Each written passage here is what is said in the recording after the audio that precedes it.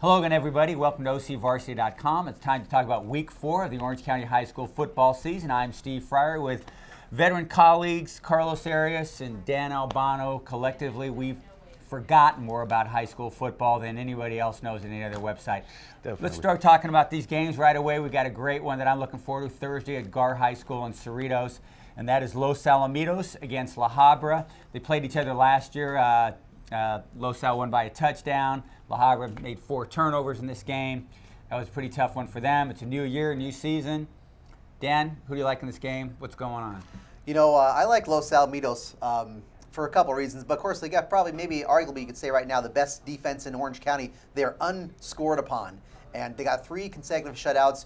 Maybe you'll say, hey, they haven't played anybody, but they did play a pretty good Mayfair team. They haven't played anybody. Well, Mayfair was within a touchdown of Lakewood. We know how good Lakewood is in the 4th quarter this year. So I think Los Al's played a little bit better competition than some people are giving them credit for. But the matchup I love here is going to be Josh Quezada running the ball for La Habra and seeing these super ultra aggressive safeties from Los Alamitos, Robert Watson, Josh Brood, who just throw their bodies because they're going to have to come up and make some hits. Because we know Josh Quezada, he's going to get to the 2nd level. He might get to the 3rd level. So Los Al's defense, really good defensive lineman Mason Pa'u'u.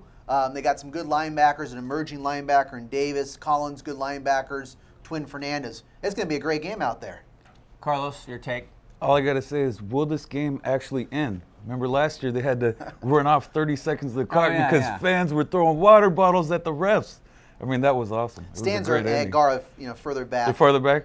You know, and these are 2 of the great fan bases in Orange They County. They are. I saw Los Alamitos last week. I was really impressed. They had so many students at the game. Yep. Their student section was in force. They had the balloons going, confetti for a Thursday night game. This is another Thursday night game. There's going to be some great fans out there. We know how, I think the La Habra fans are pretty passionate. What do you know anything about fans that? Yeah, they're awesome. Check the email, man. And they travel with their team. Yeah. I remember the San Clemente game last year. They filled up their entire side. You know, and one interesting factor, could be a deciding factor of this game, is you got 2 first-year quarterbacks could have a pretty big say in this game.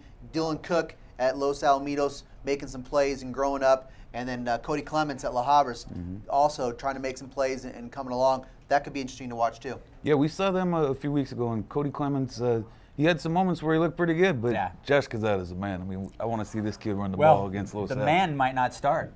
Oh, is that right? Yeah, he's got a shoulder issue and a twisted ankle, and he's limited to practice this week. So that's why you're Mr. Friday Night, man. He's going to play, but I don't know if he's going to start. They may start a junior named Ahmed Avery in the backfield to start off. Okay, we saw him get a little duty against South Hills.